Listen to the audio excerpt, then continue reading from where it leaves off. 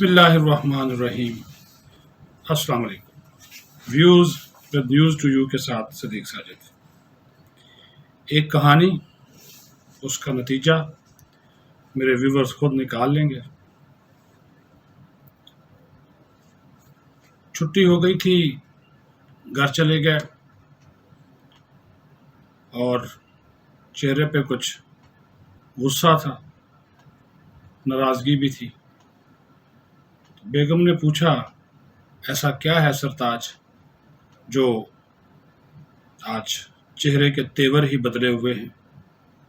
پہلے تو جب آپ آتے تھے بڑے حساس بشاش ہوتے تھے اور مسکرا کر سلام بھی کرتے تھے۔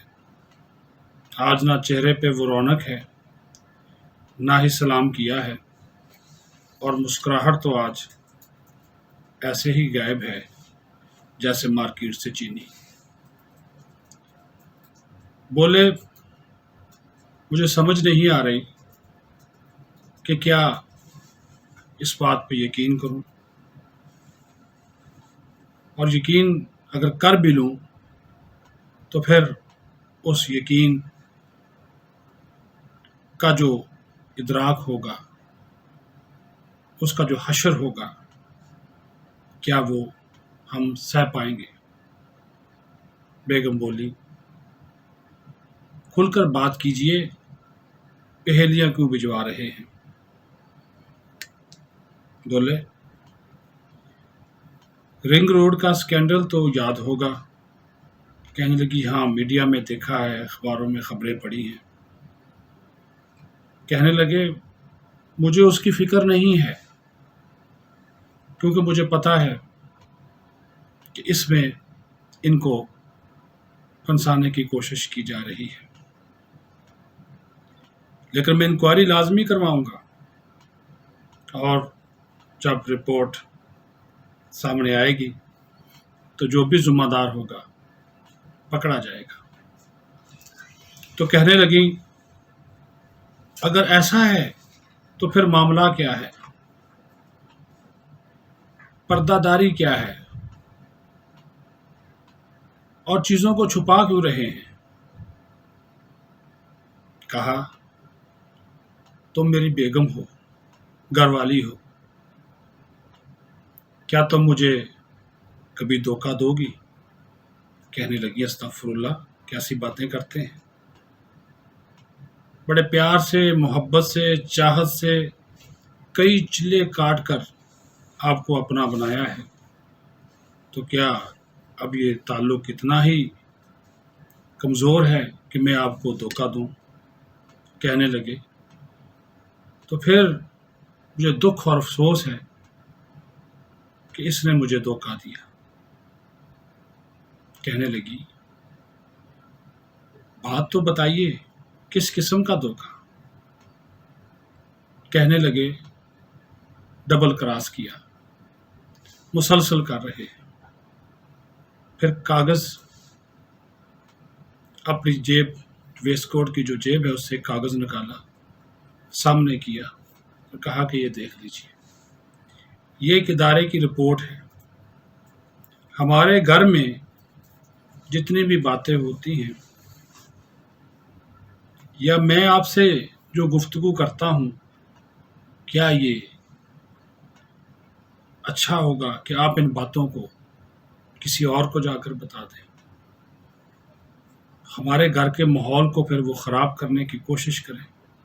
کہنے لگی، سرتاج، ایسا تو ہو نہیں سکتا، آپ کا میرا ایک پردہ ہے، آپ کی باتیں میری امانت ہیں، اور میں امانت میں کیسے خیانت کر سکتی ہوں؟ کہا، میرا ٹرسٹ توڑ دیا، میرا اعتماد توڑ دیا، اور اب میں نے ایک بڑا فیصلہ لیا ہے۔ کہنے لگی، سرتاج، کیسا فیصلہ؟ ایسے شخص کو، جس کو میں نے اتنا اپنے قریب کیا، ہر جگہ بٹھایا، اس کی ہر بات مانی، اس کو اس کی پسند کا عہدہ دیا، گھر میں آنا جانا دیا، بات رشتہ داری تک پہنچی، لیکن جو باتیں ہم آپس میں کرتے ہیں، یہ کسی اور کو جا کر بتانا، اور پھر ظاہر ہے جو میری ذمہ داریاں ہیں تو کچھ ادارے تو میرے کنٹرول میں بھی ہیں، جنہوں نے یہ رپورٹ دی کہ یہ ڈبل کراس، ادھر کی باتیں ادھر کی جا رہی ہیں، تو میں تو ڈبل کراس والا بندہ نہیں ہوں۔ تھوڑا سا بیگم کے چہرے پہ خوف آیا، کہنے لگی مجھے آپ کے عزائم، آپ کے چہرے کا غصہ بتا رہا ہے کہ آپ کچھ انوکھا کرنے والے ہیں۔ سوچ رہا ہوں، کہنے لگے سوچ رہا ہوں ایسا اقدام ہوگا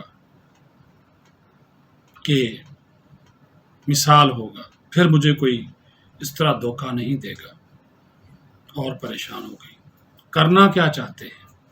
کہا ان کو سبق سکھانا ہے جس نے میرے ساتھ یہ کیا۔ دل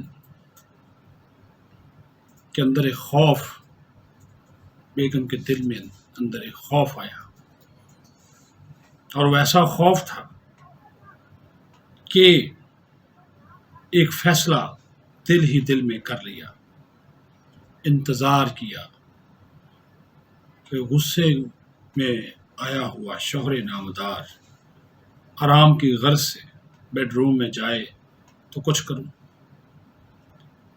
کھانا شانا کھایا، اس کے بعد شوہر نامدار بیڈ روم میں چلے گئے، کچھ امپورٹنٹ کالز آئی وہ لی، تھوڑا سا ٹی وی دیکھا، اس عرصے میں آنکھ لگی، اٹھیں اور جا کر ایک ٹیلی فون کال کی۔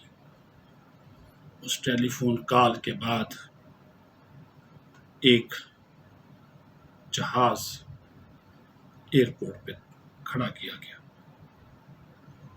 اسے کہا جتنی جلدی ہو سکے چلے جاؤ، میں تمہاری گرفتاری برداشت نہیں کر سکتی، میرے لیے ممکن نہیں ہوگا، کیونکہ تم ہمارے ساتھ رہے ہو، تم نے ہمیں عزت دی، ہم نے تمہیں عزت دی، لیکن جو تم نے کیا اس کا حساب بعد میں لوں گی۔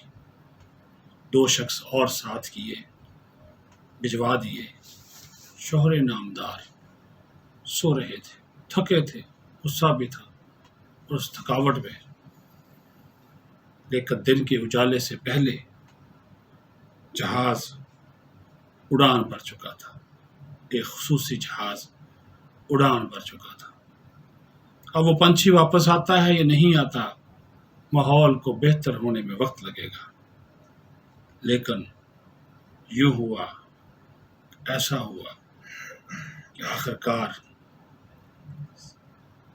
صبح جب اٹھے تو ایک فیصلہ لیا کہ آج یہ نہیں بچے گا۔ تو بیگم نے ڈرتے ڈرتے کہا سرتاج مجھے معاف کر دیجیے گا، لیکن یہ برداشت نہیں کر سکتی تھی، میں نے آپ کے حکم کے بغیر ان کو روانہ کر دیا۔ دل ملائے غصے کا اظہار کیا، لیکن چونکہ پیار بہت تھا، ہاتھوں میں تسبیح پھیرتے ہوئے باہر نکل گئے، اور یوں زلفی بخاری گرفتار ہوتے ہوتے بچ گئے۔ اجازت دیجیے، اللہ حافظ۔